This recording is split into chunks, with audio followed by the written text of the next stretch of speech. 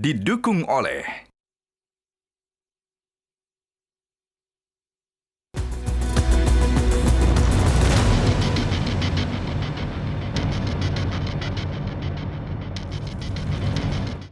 Selamat malam pemirsa, di tengah-tengah pembicaraan damai antara Amerika Serikat dan Iran yang kita harapkan akan menemukan perdamaian, kita mendapat kesempatan bersama dengan Menteri Koordinator Perekonomian Airlangga Hartarto pada Top Ekonomi malam ini. Pak Airlangga, selamat malam Pak.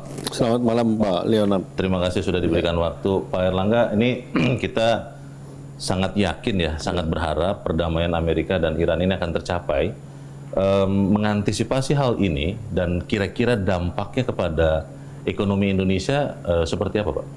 Ya, pertama perdamaian selalu membuat hasil positif terhadap global outlook terhadap perekonomian global. Dan yang kedua juga akan memperbaiki supply chain. Jadi dua hal itu sangat berpengaruh terhadap ekonomi Indonesia. Tetapi yang jelas perdamaian itu kontribusinya positif terhadap perekonomian.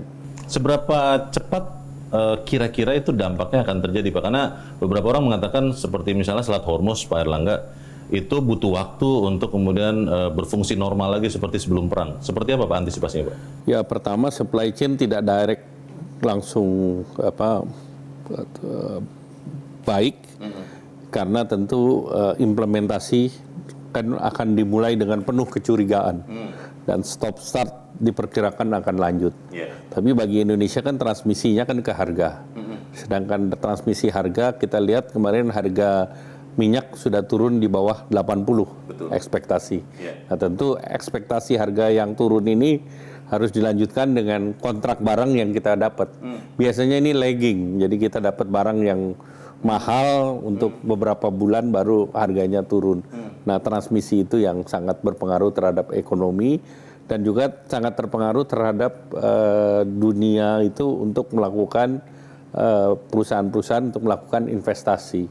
Nah, biasanya kan mereka masih wait and watch. Tetapi di tengah ketidakpastian itu, ASEAN kita beberapa kali rapat juga, di mana ASEAN itu menunjukkan bahwa kawasan Indo-Pasifik ini kawasan yang aman untuk investasi. Baik dari segi pertumbuhan di ASEAN masih tumbuh di atas sekitar 4%, maupun market ASEAN plus sekitarnya China, Jepang, Korea, Australia, New Zealand relatif lebih aman dan lebih stabil. Keamanan itu apakah kemudian juga akan memberikan kira-kira target-target ekonomi Indonesia Pak hingga akhir tahun ini? Kita sudah mau masuk ke semester kedua Pak Menko. Itu akan seperti sesuai yang perkirakan atau memang mungkin harus ada koreksi atau seperti apa Pak? Ya, pertama tentu dengan adanya perang ini market menjadi tidak bisa diprediksi. Dan juga penurunan akibat perang dan eskalasi harga itu pasti ada. Dan juga pada saat seperti ini kan kebanyakan investor itu menahan diri untuk menjaga kondisi cash flow masing-masing. Nah, bagi Indonesia kita ingin menjaga daya beli masyarakat.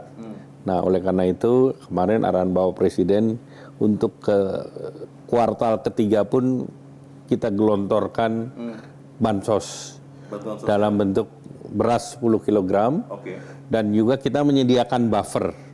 Buffer artinya kita sediakan untuk tahu tempe, karena soyabin ini kan seluruhnya kedelai dari import. Jadi kita beri buffer Rp2.000 per kilo, di mana nanti bisa dilakukan operasi pasar oleh Bulog. Nah, kita siapkan untuk 250.000 ton. Kalau bicara soal insentif itu nanti Pak, tapi saya ingin kembali lagi ke kondisi terkini. Bursa Efek Indonesia kan dari awal tahun Pak mengalami tekanan. Tapi kita mendapati bahwa Morgan Stanley Capital Index ternyata masih menempatkan Bursa Efek Indonesia di kategori emerging market, tidak menurunkannya ke frontier market. Seberapa besar dampaknya akan kepada pasar modal Pak dan juga kepada ekonomi kita? Ya, pertama kan pasar modal kita ini kan sudah ada perbaikan terhadap retail market. Jadi tentu confident kepada retail market ini yang harus didorong. Cuman ada yang kedua, pasar modal kita ini kan adanya pasar modal ini kan untuk membiayai korporasi untuk pasar IPO. Nah itu mungkin yang kita lebih lihat lebih dalam lagi sepanjang semester ini jumlah IPO dengan ketidakpastian kan relatif Berkurang ya? sangat rendah, bukan berkurang. Ya. Sangat rendah. Ya. Ya. Tetapi kan sebetulnya kalau kita lihat global tergantung kembali kepada prospek bisnisnya. Sehingga di global walaupun ketidakpastian tinggi, tetapi ada pasarnya, misalnya pasarnya Elon Musk kan meledak juga dia. Jadi kembali kalau bagi investor pick and choose ini menjadi penting, memanfaatkan kondisi ini. Momentum. Nah biasanya momentum seperti ini baik untuk melakukan ekspansi karena capital goods pasti lagi murah-murahnya karena tidak banyak orang yang beli. Dan saya lihat 1-2 emiten juga melakukan ekspansi, jadi itu juga positif. Kemudian saya lihat di special economic zone yang dikembangkan di Indonesia seperti di Bintan, Galang Batang, kemudian di Kendal, Semarang, dan juga di JP di Gresik, itu hampir sold out. Oh, masuk terus ya? Iya, jadi kita mau melakukan ekspansi di beberapa special economic zone. Jadi ini tempat untuk realignment daripada supply chain juga. Iya, bicara dinamika yang terjadi, kita juga bicara soal dinamika rupiah ya Pak. Beberapa waktu yang lalu kan sempat menyentuh 18.000 dan sekarang beberapa kali Bank Indonesia sudah menaikkan BI rate dan itu memperkuat nilai tukar rupiah. Anda melihatnya seperti apa, Pak? Ya, pertama tentu kebiasaan kalau menaikkan rupiah rate kan harapannya rupiah dijadi delta antara interest rate dolar dan interest rate rupiah mengecil. Tidak mengecil, diperbesar. Iya, supaya lebih untung. Supaya rupiah menarik. Nah, itu upaya yang dilakukan oleh Bank Indonesia. Karena kemarin sebelum dinaikkan itu jaraknya terlalu tipis. Jadi preferensinya orang lebih menubruk interest dolar daripada rupiah. Nah, sekarang dengan posisi di balik itu diharapkan ini akan mengurangi daripada capital outflow. Tetapi capital outflow itu perlu didukung oleh juga investasi-investasi yang berkualitas. Karena kebanyakan daripada industri keuangan kan lihatnya midterm to long term. Kalau yang di capital market memang hanya spot untuk cari untung di spot aja. Jadi ya mau naik mau turun mereka bisa mengambil untung. Makanya kemarin kita minta supaya short selling juga ditahan karena yang pasar spekulasi kita kurangi. Kalau melihat kebijakan moneter, fiskal, dan juga keuangan ya Pak, itu kan beberapa waktu yang lalu menunjukkan lagi komitmen bersama untuk memperkuat rupiah, tapi juga mengejar pertumbuhan ekonomi. Kantor Menko Perekonomian melihatnya seperti apa sekarang Pak? Ya, pertama kerjasama antara fiskal moneter ini udah sangat baik karena kami juga secara temporer bertemu dan kita memonitor dana pihak ketiga yang diperbankan, kemudian penyaluran kredit, dan juga tentu likuiditas di market ini sangat diperlukan. Ya, melihat situasi sekarang, Pak Erlangga, ada yang mengatakan bahwa multilateralisme itu semakin tergantikan dengan bilateralisme.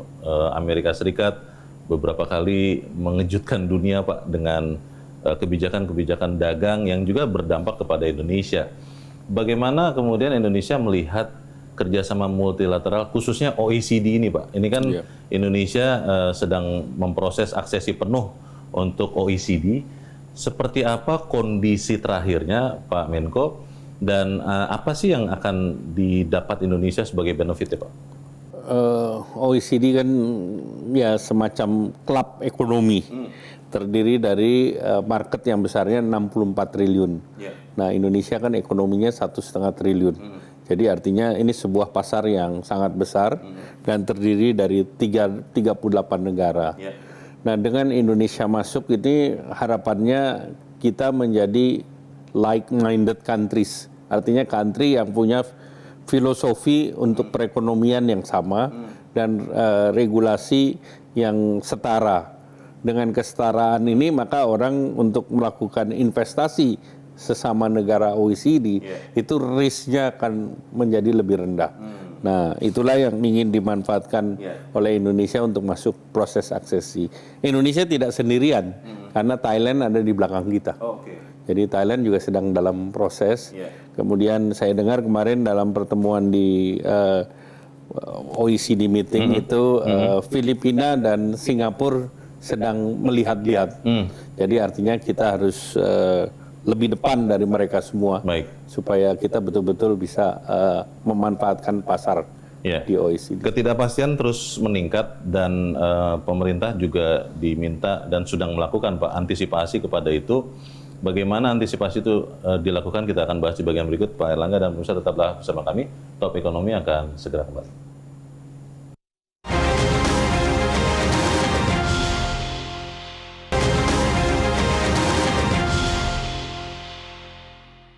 Didukung oleh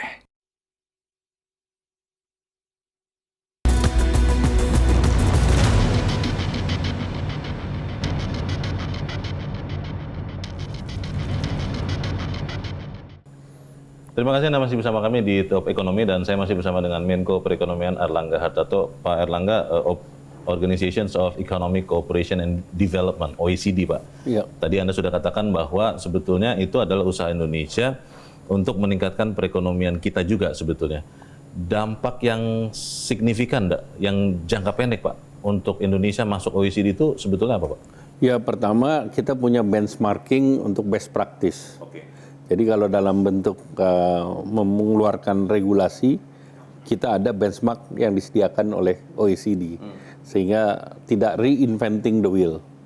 Ya, kemudian yang kedua, di dalam dunia yang ada yang uniblok, nah kita melihat bahwa sebetulnya dunia sekarang menjadi multi-blok. Multi-blok? Ya. Jadi multi-blok salah satunya tentu kita blok OECD itu salah satu blok yang Eropa base. Karena itu kan dulu negara membangun kembali Eropa sesudah Perang Dunia Kedua. Dan ini dimanfaatkan banyak oleh negara-negara Amerika Latin. Nah, Asia hanya Jepang dan Korea yang memanfaatkan. Jadi Indonesia masuk menjadi negara ketiga. Tetapi dalam era multi-blok itu Indonesia juga mendaftar di dalam CPTPP, Trans-Pacific Partnership, yang subset dari APEC. Nah, di situ Indonesia memang ada negara-negara Amerika Latin yang khawatir terhadap Indonesia. Jadi mereka berusaha memblok negara ASEAN untuk masuk di dalam CPTPP. Khawatir itu karena takut apa Pak? Terdominasi atau karena gimana? takut terdominasi. Karena kalau mereka melihat manufacturing base, kemarin tema di OECD itu kita bicara kembali mengenai manufacturing base, mengenai supply chain, mengenai industrialisasi. Dilihat negara di ASEAN ini mempunyai competitiveness yang lebih kuat daripada mereka. Sehingga ini yang membuat mereka khawatir. Selain OECD, kita juga lihat Pak, implementasi dari European Union SEPA ya, Indonesia EU SEPA. Itu persisnya seperti apa dan dampaknya ke ekonomi kita seperti apa Pak? EU SEPA sendiri itu kan PDB-nya 21 triliun US dollar. Penduduknya 720 juta dan negaranya ada 23 negara. Jadi itu sebuah blok besar di Eropa, mereka dengan juga pendapatan per kapita yang cukup bagus, tinggi lah, negara maju. Nah, bagi Indonesia ini adalah pasar untuk manufaktur Indonesia. Karena manufaktur Indonesia dan manufaktur Eropa ini berbeda. Jadi kalau mereka mau memproduksi mobil misalnya BMW, Mercedes dan yang lain, market di sini kan sangat premium market. Jadi paling mereka jualan 3.000 sampai 5.000. Kan beda sama mobil sejuta umat yang jualannya 200.000, 300.000. Jadi kita nggak khawatir dengan mereka. Nah, oleh karena itu pada saat implementasi penuh nanti bea masuk barang-barang kita ke Eropa itu 0. Nah sekarang barang masuk kita ke Eropa itu 10-20%. Pesaing kita yaitu Vietnam itu bea masuknya sudah 0. Sudah Dia nol sudah duluan punya SEPA dengan Eropa. Jadi bagi Indonesia ini adalah kesempatan yang sangat baik. Barang-barang Indonesia yang ke Eropa itu seperti apa, Pak? Nah sekarang kan tekstil, footwear, elektronik, apparel. Yang sangat dikhawatirkan adalah baja.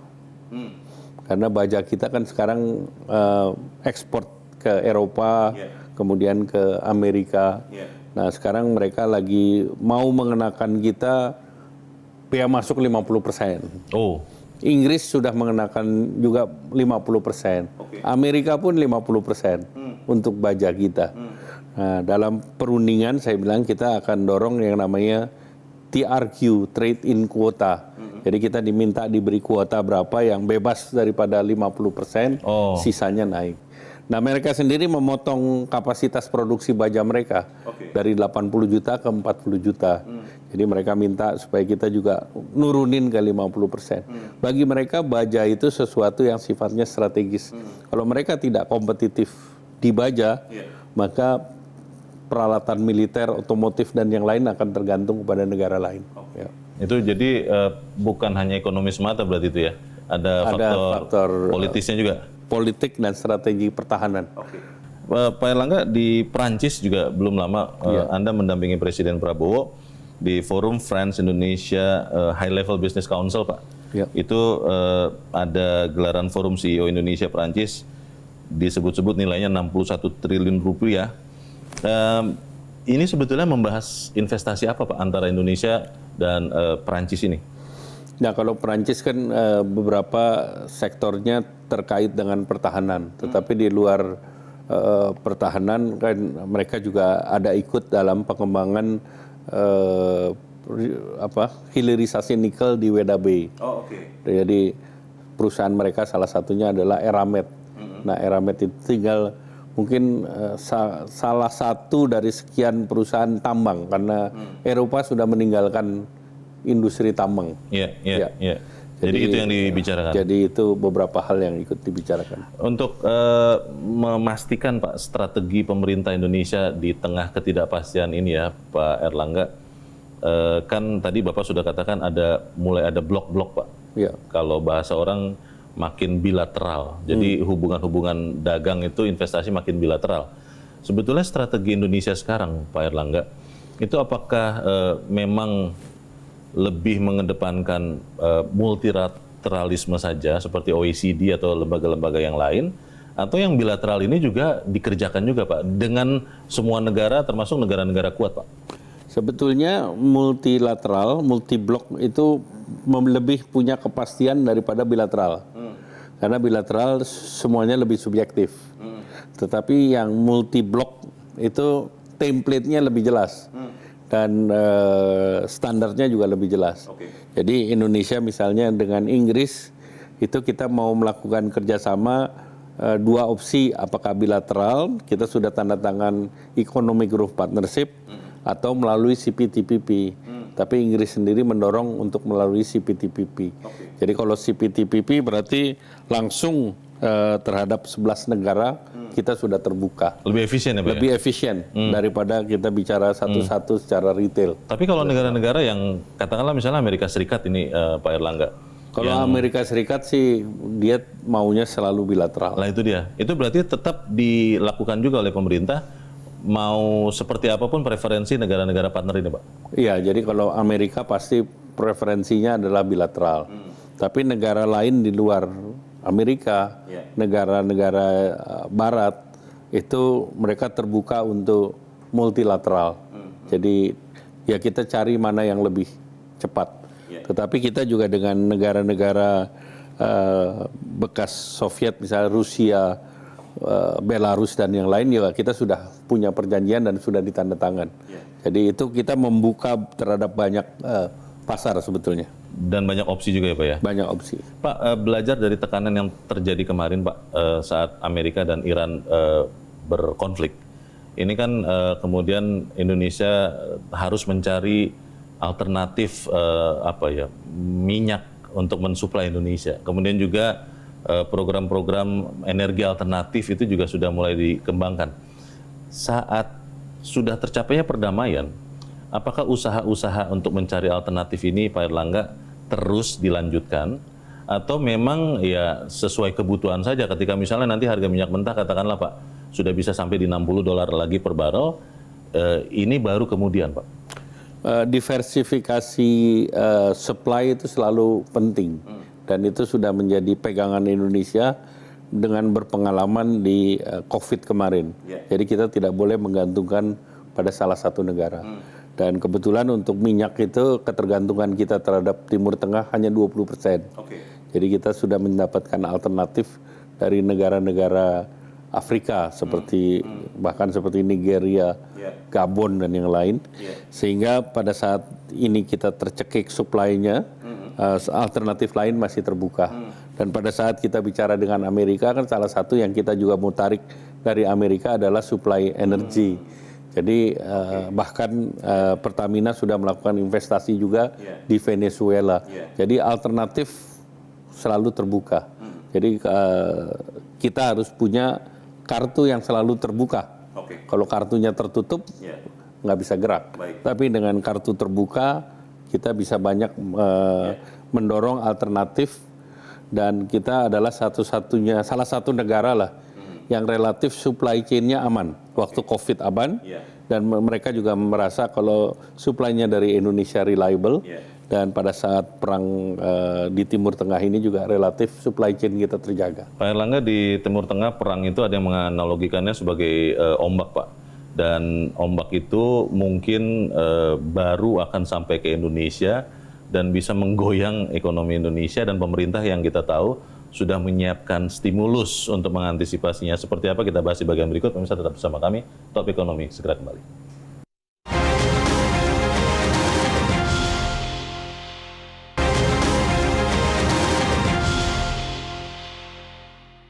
Didukung oleh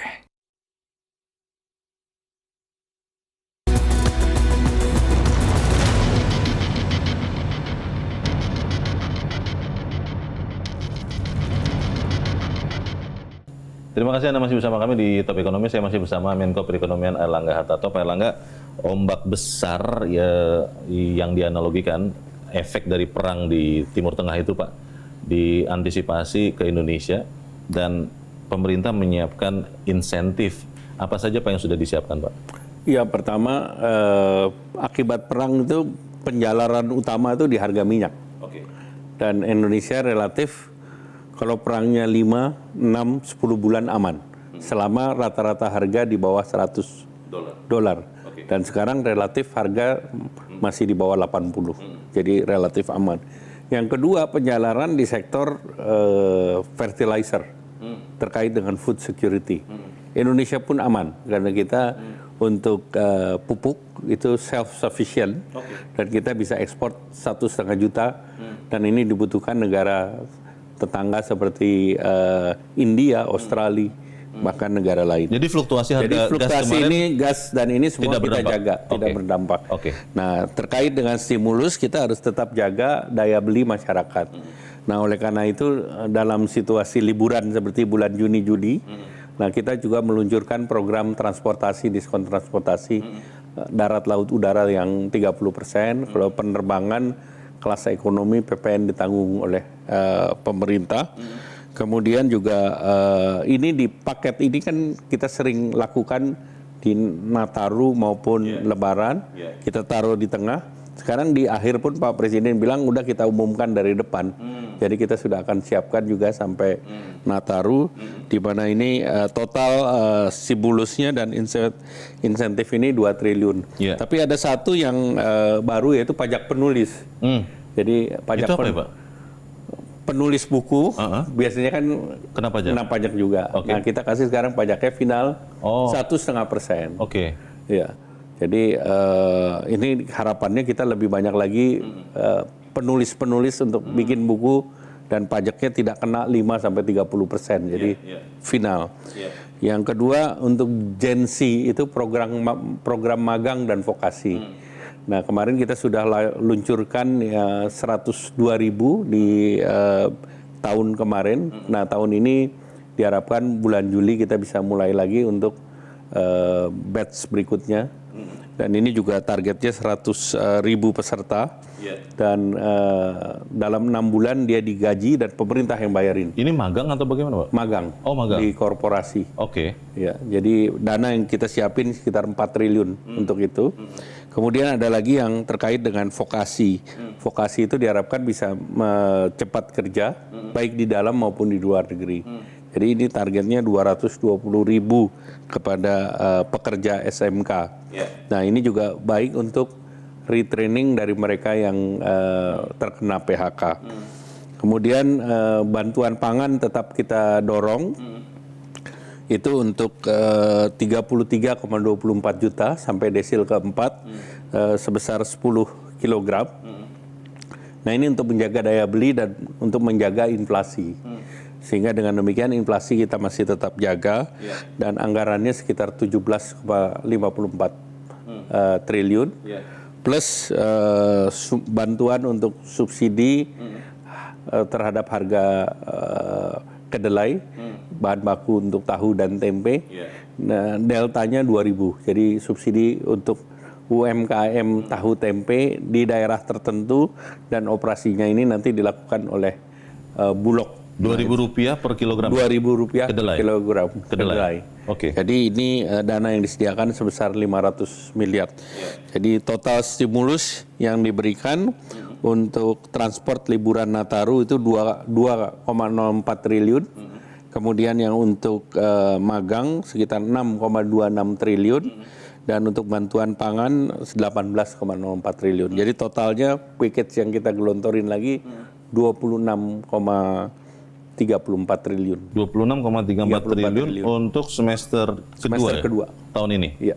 Pak, ini menetapkan stimulus ini, Pak. Iya. Itu sebetulnya berdasarkan perhitungan melihat efek dari katakanlah stimulus tahun lalu, Pak, kepada ekonomi Indonesia atau bagaimana, Pak, perhitungannya? Ya, perhitungannya tentu desil 4 ke bawah kita berharap kita tetap berikan stimulus supaya mereka punya daya beli. Dengan mereka punya daya beli, tentunya perekonomian kita bergerak. Desil 4 ini artinya yang paling miskin ya, Pak? Ya, yang 40% terbawah. 40% terbawah. Jadi yang 40 kan penengah, 30%, 20%, 10% yang termiskin.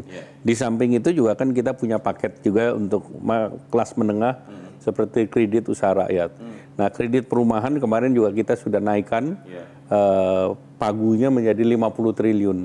Nah, ini juga kalau perumahan kan salah satu sektor yang banyak mempekerjakan tenaga kerja. Jadi ya kita dorong 50 triliun karena ini penyerapannya cukup baik. Karena ini bisa untuk renovasi rumah dan yang lain. Ya. Kalau melihat, Pak, ada juga kita baca dari insentif itu untuk insentif impor LPG dan bahan baku plastik 2,25 triliun. Ini persis karena memang harga minyak mentah kemarin sempat spiking atau bagaimana, Pak? Ya, karena harga crude naik, refinery kan butuh crude. Nah, pada saat crude naik, kemarin ada salah satu pabrik yang declare force major. Iya, di Banten tuh ya? Ya, jadi pemerintah mengambil alternatif. Kalau dia force major kan kita bahaya untuk makanan minuman seluruhnya pakai packaging. Betul. Dampaknya kemana-mana tuh, Pak? Dampaknya kemana-mana dan itu dampaknya terhadap inflasi. Oleh karena itu alternatif daripada crude adalah LPG. Nah, LPG biasanya biaya masuknya 5% kita nolkan. Nah, sekarang dalam hal yang sama untuk industri packaging untuk beli bahan baku juga kita nolkan untuk periode 6 bulan. 6 bulan itu dari kapan, Pak? 6 bulan dari sejak diberlakukan. Oh, oke. Ya, jadi ya katakanlah dari bulan ini dan itu dilakukan beberapa negara yang lain juga. Ya. Jadi nanti kalau kondisi sudah normal kita kembalikan. Itu tidak lagi diberikan. Ya. Pak, ini juga ada insentif untuk menurunkan biaya masuk impor suku cadang pesawat besarannya 500 miliar rupiah. Ini maksudnya kenapa ini, Pak? Ya, kenapa? Karena sekarang kan suku cadang pesawat ada biaya masuknya. Nah, dengan biaya masuk nol nanti harapannya nanti harga tiket pesawat dan yang lain juga ikut turun. Jadi tidak langsung hanya dengan PPNDTP, tetapi untuk mereka operation and maintenance itu juga dipermudah dengan biaya masuk mall.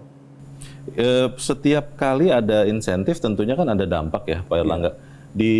Kalau belajar dari tahun lalu Pak, itu sebetulnya dampaknya itu lebih kepada memberikan bantalan sosial supaya tidak banyak masyarakat yang turun kelas ekonominya, atau seperti apa Pak? Sebenarnya target utama insentif? Pertama target itu adalah kita membuat bahwa masyarakat seluruhnya punya akses terhadap pangan. Oke. Nah, itu yang minimal terjaga. Dan yang kedua tentu sektor produktif tetap bisa bergerak dengan stimulan tadi LPG, kemudian juga bahan baku plastik. Yang ketiga kita jaga inflasi. Karena kan kalau pada situasi seperti ini yang biasa naik duluan adalah inflasi. Jadi itu yang juga kita jaga supaya tetap dalam range 2,5 plus minus 1% sesuai dengan APBN. Nah dengan demikian juga kita juga jaga daya beli masyarakat termasuk juga untuk traveling. Dengan demikian kita berharap ekonomi Indonesia yang 54% tergantung domestik ekonomi ini betul-betul bisa kita jaga. Jadi kita jaga market dalam negeri dulu. Ya, Pak, ini terkait dengan pangan, tadi Pak Erlangga sudah sebutkan ada insentif untuk makanan. Tapi kan kita mendapatkan informasi dari BMKG Pak, bahwa Indonesia, bukan hanya Indonesia, negara kawasan kita itu menghadapi ancaman El Nino Pak. Di hari-hari belakangan ini kita sudah merasakan panas sekali, dan bahkan BMKG memprediksi El Nino itu dari Juni bisa jadi sampai akhir tahun ini dan berlanjut tahun depan. Banyak yang khawatir Pak Erlangga bagaimana dampaknya kepada produksi pangan khususnya padi atau beras. Tapi kita harus jeda dahulu, pemirsa tetap bersama kami, Top Ekonomi segera kembali.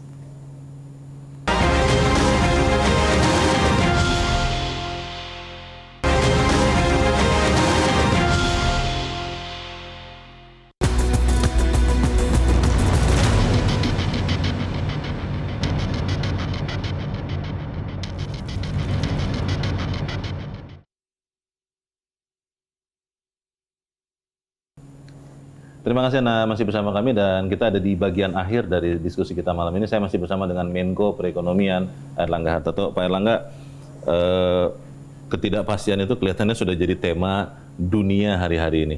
Saat kita melihat perubahan iklim, itu diprediksi oleh BMKG Pak, El Nino akan dan sudah kena ke Indonesia, dan diperkirakan dari Juni sampai akhir tahun 2026, bahkan sampai 2027. Kekhawatiran orang adalah dampaknya kepada produksi pangan, khususnya beras, padi.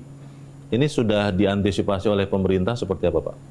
Ya, pertama El Nino, La Nina ini kan pernah juga dihadapi Indonesia. Betul. Di 2022, 23, 24, di mana pada waktu itu produksi berasnya anjlok. Nah, oleh karena itu sekarang penting untuk meningkatkan produksi selama cuaca mendukung.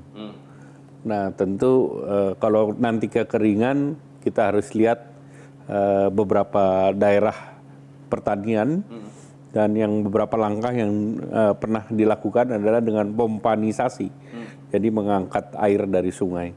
Nah itu beberapa itu tentunya beberapa peralatan itu masih tersedia untuk mengantisipasi El Nino. Jadi secara keseluruhan produksi pangan khususnya padi Pak atau beras itu akan tetap aman sampai akhir tahun 2026? Ya tidak, kita lihat fluktuasinya pasti ada, tetapi terus kita jaga. Dan kedua penting bagi Bulog untuk menjaga gudangnya, karena jangan sampai stok beras tinggi yang kita punya kualitasnya turun. Jadi itu penting juga. Itu penting juga. Ya. Dan itu juga salah satu yang diantisipasi oleh pemerintah ya Pak, dengan memberikan insentif. Pak, terkait dengan kondisi geopolitik yang terakhir, kita juga ada di tengah persaingan dengan negara-negara tetangga Pak. Ini belum lama Pak Erlangga sudah mengatakan bahwa minat investasi asing ke Indonesia itu masih terjaga. Tapi kita juga melihat ada beberapa perusahaan Pak, ada 2 perusahaan dari Jepang yang katanya, ini menurut Pak Said Iqbal, itu sedang memikirkan untuk memindahkan pabriknya ke tetangga kita Pak, Vietnam. Bagaimana pemerintah menjalin komunikasi Pak dengan khususnya existing investor Pak? Ya. Jadi pertama survei dari JETRO itu lembaga Jepang untuk ekspor, itu mereka sudah survei di berbagai negara ASEAN. Itu hasilnya negara yang menghasilkan keuntungan tertinggi itu Indonesia. Oh, jadi itu suatu hal yang positif. Di ASEAN ya? Di tingkat ASEAN. Oke. Kedua, kalau kita lihat ketersediaan lahan, kemudian ketersediaan tenaga kerja, ketersediaan harga listrik yang kompetitif, relatif Indonesia lebih kuat. Nah, memang next investasi berikut adalah yang sifatnya digital. Nah, digital itu reliability untuk renewable energy. Nah, Indonesia juga sebetulnya kuat untuk renewable energy. Yang kedua, ketersediaan air karena dia butuh pendinginan dan lahan. Nah, di tiga itu juga Indonesia kuat. Makanya sekarang Singapura butuh renewable energy dari Indonesia dan sedang dalam pembicaraan bagaimana kita mensuplai. Nah, Johor walaupun dia membuat special economic zone untuk itu, tetapi ketersediaan listriknya juga terbatas. Jadi mereka sedang membuka pembicaraan bagaimana kalau kita bikin three-way investment. Jadi Singapura, Malaysia dan Indonesia invest di beberapa wilayah ini untuk invest sama-sama dan kembangkan sama-sama. Jadi memang minat investasi dalam negeri dan luar masih terjaga di Indonesia dan pemerintah terus mengkomunikasikan ini juga Pak? Iya. Termasuk kepada existing investor? Kita termasuk dengan existing investor dan juga termasuk dengan negara-negara lain, selalu kita lihat apa yang mereka berikan di dalam mereka punya special economic zone. Bahkan Cina pun kan kita ada kerjasama two countries twin parks. Jadi apa yang diberikan di sana kita berikan juga di sini dalam fasilitasi yang sama. Ya, Pak, ini untuk merangkum pembicaraan kita, Pak Menko, ketika kita melihat kondisi geopolitik di Timur Tengah yang tadi sudah Anda jelaskan berdampak kepada harga minyak, tapi juga berdampak kepada dolar juga kepada Indonesia. Apakah pemerintah masih tetap melihat ada ancaman seperti ini ke depan? Karena kita sebelum terjadi konflik di Hormuz kan kita tidak pernah tahu Pak bahwa itu akan terjadi. Bagaimana pemerintah mengantisipasi hal ini supaya tekanan yang terjadi ketika rupiah sempat sentuh 18.000, harga BBM pun harus dinaikkan yang non subsidi ya Pak, itu bisa terantisipasi di kemudian hari Pak? Pertama, dunia tidak mungkin bisa diantisipasi. Karena unpredicted ya Pak? Unpredicted. Jadi tidak pasti dan tidak bisa diprediksi. Kan kita nggak bisa memprediksi para pemimpin berbagai negara ini yang abrupt ya, yang tahu-tahu muncul.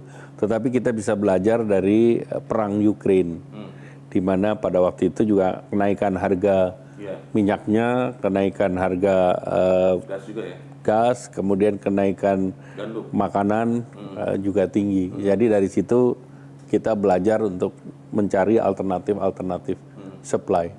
Nah, dengan demikian kita bisa mengantisipasi perang di Timur Tengah ini. Nah, justru dengan adanya perang Timur Tengah ini ada kesempatan untuk Indonesia mempersiapkan financial center. Ini blessing in disguise ya Pak? Ya, karena di dunia ini financial center sedikit. Jadi kalau di sana Dubai itu kuat dengan dananya 600 sampai 800 miliar dolar. Sedangkan Singapura tetangga kita itu dana yang dikelolanya 5 sampai 6 triliun dolar. Jadi kalau Singapura sendirian kan nggak ada alternatif. Nah, oleh karena itu Indonesia sedang menyiapkan untuk financial center. Dan kemarin arahan Bapak Presiden kita sudah lihat yaitu di Bali. Tinggal nanti regulasinya yang kita siapkan. Nah, sekarang juga sedang dalam pembahasan untuk kita buatkan undang-undang khusus untuk financial center. Secara sederhana Pak, apa sih sebetulnya financial center itu dan dampaknya untuk Indonesia dan untuk kita Pak rakyat Pak? Financial center adalah tempat bagi mereka untuk melakukan investasi, dan mereka percaya dengan sistemnya, mereka percaya dengan hukumnya, seolah-olah dana pensiun mereka bisa disimpan di sana dan dilakukan investasi tanpa takut kehilangan mereka punya aset dan tanpa takut kehilangan ketidakpastian terhadap investasi. Nah, itu sekarang mereka kalau bahasa umumnya mereka kan kebanyakan financial center tuh di negara-negara yang dulu di kolonial oleh Inggris. Oh, oke. Nah, itu kan berarti common law gitu. Iya. Nah, sedangkan kita kan Civil law. civil law. Iya. Tetapi ke depan ini antara civil dan common ini sudah terjadi Berkelindan. ya Iya. terintegrasi. Nah, itu yang kita akan siapkan sehingga kepercayaan tumbuh menjadi alternatif dari Singapura. Sedangkan di Bali sendiri kita sudah siapkan dengan special economic zone. Salah satu yang mereka minta kan healthcare-nya first class. Dan kita sudah siapkan di Sanur healthcare-nya yang first class, di mana global dokter juga bisa praktek di sana. Jadi situasinya sangat mendukung, tinggal kita siapkan saja. Dan ya karena adanya perang kan orang takut juga dengan adanya perang. Betul. Jadi cari negara lain yang quote unquote lebih aman. Nah, ini yang kita akan tawarkan. Terakhir sekali Pak Erlangga, secara singkat satu kalimat Pak, Anda melihat ekonomi Indonesia sampai akhir tahun ini dan juga di tahun depan Pak, itu seperti apa Pak? Ya, pertama kita ekonomi Indonesia dasarnya solid dan usahanya kuat. Jadi resilient. Jadi Indonesia ekonominya resilience, makanya kita akan terus dorong agar selain resilience nanti bisa memakmurkan masyarakatnya. Baik, itu menjadi kata kunci dari pembicaraan kita malam ini, Pak Erlangga Hartarto. Terima kasih Pak untuk waktu Anda. Selamat malam Pak. Terima kasih. Dan pemirsa, demikianlah akhir dari Top Ekonomi malam ini. Ini adalah perbincangan khusus saya bersama dengan Menteri Koordinator Perekonomian Erlangga Hartarto. Atas nama teman-teman yang bertugas, saya Leonard Samusi mengucapkan terima kasih untuk kebersamaan Anda. Selamat malam, sampai jumpa.